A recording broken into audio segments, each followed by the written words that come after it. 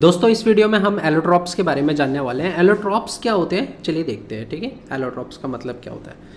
Element exist in more than two और more form. कोई भी एक सिंगल एलिमेंट ना अगर एक या एक से ज़्यादा फॉर्म में एग्जिस्ट करता है ना तो वो एलोट्रॉप कहलाता है।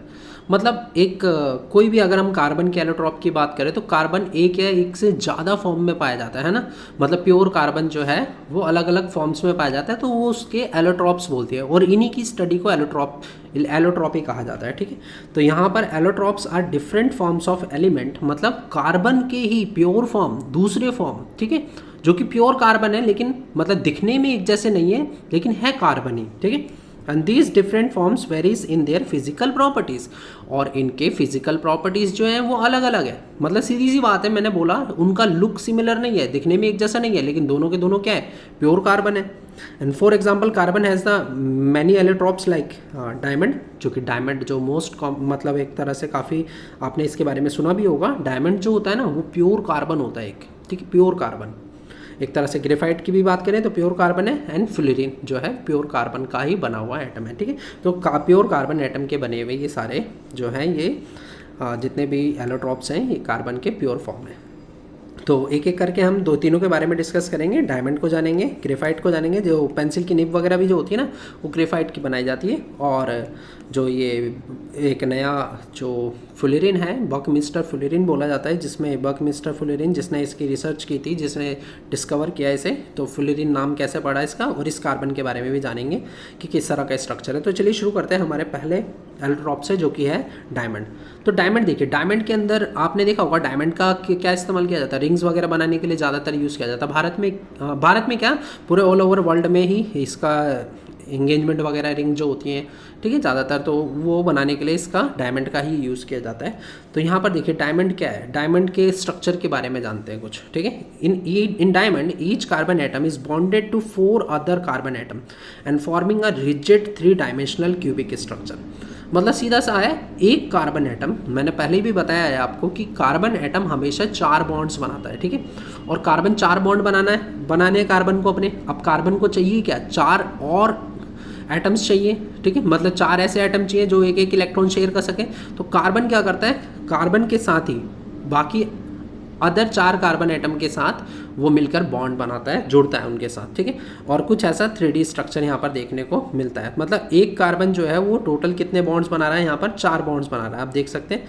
ठीक है, तो ये कार्बन एटम है, जैसे कि मान लो ये एक कार्बन है, तो ये कितने एटम बॉन्ड बना रहा है, यहाँ पर 4 बॉन्ड्स बना रहा है। और एक कैसा स्ट्रक्चर देता है, 3D रिजिड मतलब हार्ड स्ट्रक्चर देता है, रिजिड 3 डायमेंशनल क्यूबिक स्ट्रक्चर हमें यहाँ पर मिलता है देखने को। ठीक है, तो कार्बन इस तरह का जो डायमंड के अंदर डायमंड का जो स्ट्रक्चर होता है कुछ इस तरह का होता है, काफ़ी रिजिड बना देता है इसको, काफ़ी मतलब सॉलिड बना देता है, एकदम ठोस बना देता है, हार्ड बना देता है बहुत। ठीक है, and diamond can be synthesize by the subjecting pure carbon to very high pressure and high temperature. ठीक है, तो किस तरह से जो ये वैसे तो ये नेचुरली अकरिंग सब्सटेंस है, ठीक है, नेचर से ही हमें मिलता है ये, लेकिन अगर हमें डायमंड बनाना हो तो हम डायमंड बना भी सकते हैं। किस तरह से बना सकते हैं, ये बनाना काफ़ी मतलब ऐसा ईजी डेफिनेशन में तो काफ़ी लगता है कि बहुत ईजी है, लेकिन ऐसा प्रोसेस होता नहीं है। हमें करना क्या होता है, डायमंड बनाने के लिए हमें प्योर कार्बन चाहिए होता है। पहले तो प्योर कार्बन को अगर हम मतलब इसको इस पर हाई प्रेशर अप्लाई करते हैं और हाई टेम्परेचर अप्लाई करते हैं तो वो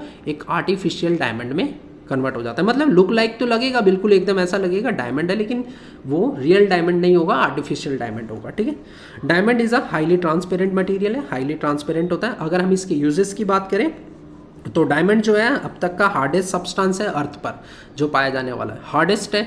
इतना हार्ड है कि इसके टूल्स बनाए जाते हैं। ठीक है, टूल्स बनाने के लिए इस्तेमाल किया जाता है, which is are utilize for cutting. मतलब बड़े बड़े पत्थरों को काटने के लिए जो ब्लेड्स बनते हैं ना, उन ब्लेड्स में भी डायमंड का ही यूज़ किया जाता है। ग्राइंडिंग के लिए यूज़ किया जाता है, उनको पीसने के लिए, किसी चीज़ को ड्रिल करने के लिए किया जाता है। ठीक है, ड्रिलिंग मशीन भी होती है ना, वो भी डायमंड की बनाई जाती है, डायमंड के ब्लेड बनते हैं, क्योंकि इतना हार्ड है ये, इवन पत्थर तक को भी ये काट सकता है आसानी से। ठीक है, डायमंड जो होता है ये काफ़ी हार्ड रहता है, आप इसको तोड़ने की कोशिश करोगे ना किसी चीज़ से तो आपको बहुत ज़्यादा फोर्स की यहाँ पर ज़रूरत पड़ेगी। ठीक है, तब भी ये डायमंड जो है नहीं टूटेगा। तो यहाँ पर क्या है, डायमंड काफ़ी हार्ड सब्सटेंस बन जाता है। Diamond is the used in jewellery making, है ना, ज्वेलरी मेकिंग के लिए भी यूज़ किया जाता है। जैसे पहला बता दिया, टूल्स के इस्तेमाल हो रहा है, ठीक है, कटिंग ग्राइंडिंग, मतलब बड़े बड़े जो पत्थरों को काटने के लिए इस्तेमाल किया जाता है, ब्लेड्स, उनके लिए उसमें बनाया जाता है, डायमंड का बनाया जाता है, और ज्वेलरी मेकिंग में इसका यूज़ है। चलिए देखते हैं नेक्स्ट हमारा जो कि नेक्स्ट एलोट्रॉप था कार्बन का, वो था ग्रेफाइट। तो ग्रेफाइट कुछ लुक वाइज ऐसा दिखाई देता है।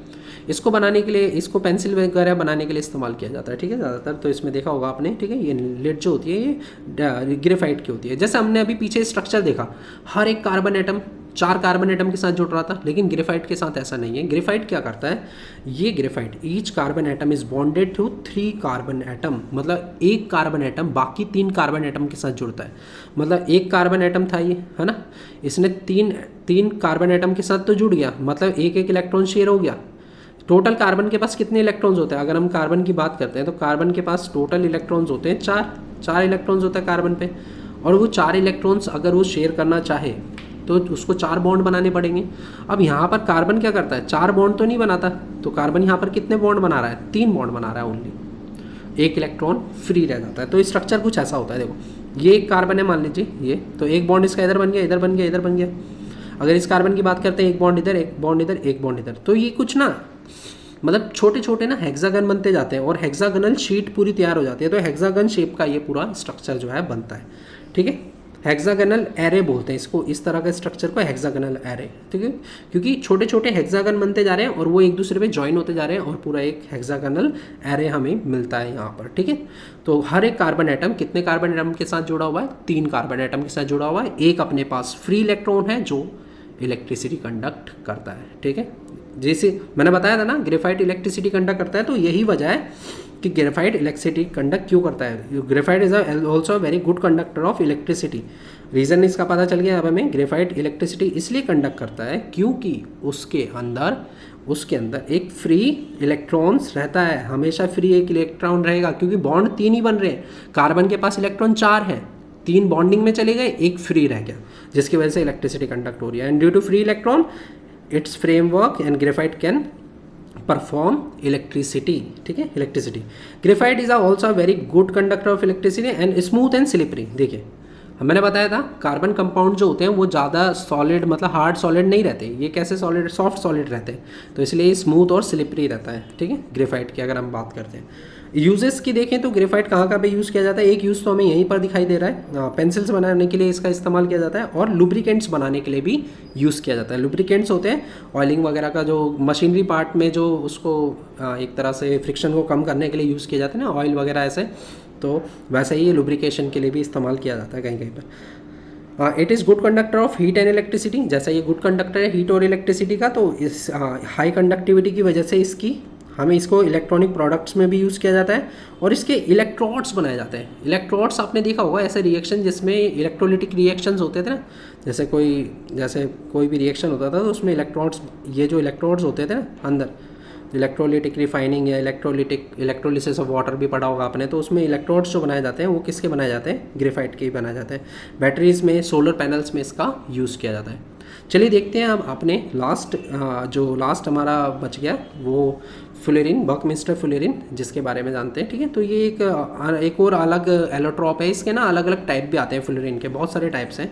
तो फ्लोरीन की बात करें तो देखते हैं, कार्बन का प्योर कार्बन है ये भी एक तरह का, ठीक है। इसमें भी जैसे ग्रेफाइट का जैसे स्ट्रक्चर दिखा गया था ना, ग्रेफाइट के स्ट्रक्चर जैसा ही इसका स्ट्रक्चर होता है। यहाँ पर देख सकते हो आप, हर एक कार्बन एटम 3 कार्बन एटम के साथ जुड़ के एक पूरा ना एक स्ट्रक्चर ऐसा बन जाता है। ये जो बॉल होती है ना, फुटबॉल शेप का पूरा एक ऐसा स्ट्रक्चर देखने को मिलता है यहाँ पर हमें, ठीक है। तो the first one to identify C60 has carbon atom arrange the shape of the football shape का था ये। और यहाँ पर देखो, since this look like a geodesic dome होता है ना, एक डोम जैसा स्ट्रक्चर होता है, वो वैसा स्ट्रक्चर यहाँ पर देखने को हमें मिलता है। और US आर्किटेक्ट ने इसको मतलब वो करा था, बकमिस्टर फ्लोरीन नाम है जिसका, बकमिस्टर फ्लोरीन, उसने अपने नाम पर इसका नाम रखा इस मॉलिक्यूल का, जो कि फ्लोरीन बोला गया इस मॉलिक्यूल को। इस मॉलिक्यूल के अंदर देखिए कितने कार्बन है, इस तरह करके ना 60 कार्बन अरेंज किए हुए हैं। और कुछ इस तरह का ही स्ट्रक्चर ना आपने देखा होगा, 60 कार्बन मिलके पूरा एक फुटबॉल जैसा पूरा स्ट्रक्चर बन जाता है ये, ठीक है। C60 C70 मतलब अलग अलग तरह के फ्लोरीन देखे गए हैं। तो यहाँ पर जैसे कि ये वाला स्ट्रक्चर देख रहे हैं आप, यहाँ पर ये मूवी में देखा होगा आपने, रोबोट मूवी में अगर आपने देखी होगी, तो इसमें भी क्या रहता है कि ये भी इसी से इंस्पायर है भाई, ये C60 से इंस्पायर है। यहाँ पर 60 रजनीकांत की पावर मिल जाती है पूरी, और 60 रजनीकांत मिलके पूरी मतलब एक ही, वैसे तो एक ही बहुत रहता है, लेकिन यहाँ पर अगर 60 मिल गए तो सोच लीजिए क्या हो जाएगा, ठीक है। तो ये भी स्ट्रक्चर यहीं से कुछ इंस्पायर हुआ है, यहीं से ही आया है स्ट्रक्चर, ठीक है। अगर यूजेस की बात करें इसके, तो यूजेस क्या है, it is use in the several biomedical application. Bio में इसका मतलब मेडिकल फील्ड में ना इसका ज़्यादा इस्तेमाल है। देखो कहाँ कहाँ पे इस्तेमाल किया जाता है, एंटीऑक्सीडेंट की तरह यूज़ करते हैं, एंटीवायरल एजेंट्स। एंटीवायरल एजेंट्स मतलब, एंटीवायरल का मतलब क्या होता है, जो वायरल डिजीज से लड़ते हैं। वायरल डिजीज जैसे यहाँ पर हो गई, एड्स थेरेपी के लिए भी इसका इस्तेमाल किया जाता है, ठीक है। जीन एंड ड्रग डिलीवरी के लिए किया जाता है, ठीक है। जी बॉडी के अंदर जीन्स मतलब ड्रग डिलीवरी करना, जीन्स डिलीवरी करना किसी में। और फोटो सैनिटाइजर की तरह यूज़ किया जाता है। मैंने जैसे बताया आपको, कैंसरस ट्यूमर जो होता है ना, उसको हटाने के लिए भी यहाँ पर इसका फ्लोरीन का यूज़ किया जाता है, ठीक है। ये फ्लोरीन जो है, और it is use in cosmetic product, cosmetics बनाने के लिए भी इसका यूज़ होता है। और सुपर कंडक्टर, इस पर भी रिसर्च चल रही है इसके सुपर कंडक्टर बनाने की, ठीक है। तो ये ग्रेफाइट की तरह, जैसे ग्रेफाइट इलेक्ट्रिसिटी कंडक्ट करता है लेकिन ये नहीं करता, लेकिन इसमें कुछ प्रॉपर्टीज़ ऐसी हैं जिसकी वजह से इसे सुपर कंडक्टर की तरह भी इस्तेमाल किया जा सकता है, ठीक है। सुपर कंडक्टर वो होते हैं जिसमें से जीरो रेजिस्टेंस होता है, जिनका मतलब टेम्परेचर उसका बिल्कुल बढ़ने वाला नहीं है, चाहे कितनी भी इलेक्ट्रिसिटी उसमें से पास करें। तो इसका इस्तेमाल सुपर कंडक्टर बनाने के लिए भी किया जाता है।